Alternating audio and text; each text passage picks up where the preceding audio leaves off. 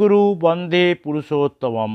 পেরিদা আসলেন, তার সঙ্গে কথা প্রসঙ্গে শ্রী শ্রী ঠাকুর বললেন, অনেক ডাক্তার কবিরাজ যেখানে চিকিৎসা করে তাকে চিকিৎসা বলে না, সে কাকে বলে পরমপিতার দয়ায় আমি কিছুটা অভিজ্ঞতা থেকে জানি। যতদূর মনে পড়ে একটা রোগীও আমার হাতে মরেনি। আমার হাত থেকে অন্যের কাছে গিয়ে মরার ঘটনা আছে।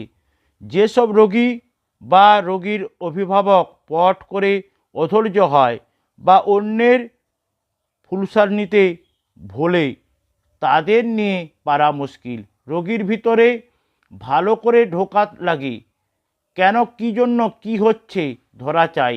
আমি নিষ্ফল চিকিৎসা করতাম না, নিষ্ফল পড়া পড়তাম না, পড়ে পড়ে ধীয়ে বুঝে রোগের কাল্পনিক মূর্তি মনে এঁকে রাখতাম। পাবনায় রাস্তায় একটা লোক বোয়াল মাছ নিয়ে আসছিল, তাকে দেখে বললাম, তুমি ওই বোয়াল মাছ খেও না, কারণ তাকে দেখে ভিরেকটাম অ্যালবামটি এর ছবি মনে পড়ে গেল।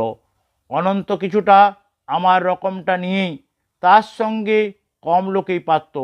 আমি পুরোপুরি না ধরে না বুঝেই ছাড়তাম না। কোনো একটা কিছু অনুধাবন করার অসম্ভব ঝোঁক ছিল। আমার চোখ রোগ চড়ে যায়, কেউ কষ্ট পাচ্ছে, যেই দেখলাম তার নিরাকরণ করার জন্য শুধু মন নয়, শরীরও পর্যন্ত যেন রঞ্জিত হয়ে ওঠে একযোগে। আমি পারি সব, নিজের জন্যই কিছু করতে পারি না, ওই জিনিসটাই আমি অভ্যস্ত নই।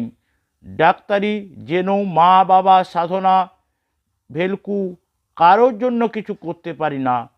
আগে যদি কারো কোনো বিপদের সম্ভাবনা দেখতাম, যেতে দিতাম না, জোর করতাম, তাকে দেখতাম অনেক অসন্তুষ্ট হতো।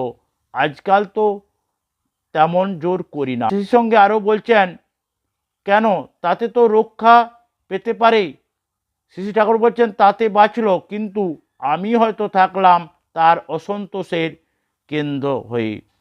আমাকে এড়িয়ে, আমাকে বাদ দিয়ে চলার বুদ্ধি প্রবল হতে হবে তার। দেখি আর তার আর কেউ থাকে না তার কল্যাণের নিয়ামক হয়ে, সেটা তো আরও মহাক্ষতি। কোনো অকুল বেঘরে সে গিয়ে পড়বে তা ঠিক নেই, সেখানে সামনে এমন কেউ থাকবে না যাকে ধরে সে নিস্তার পেতে পারে।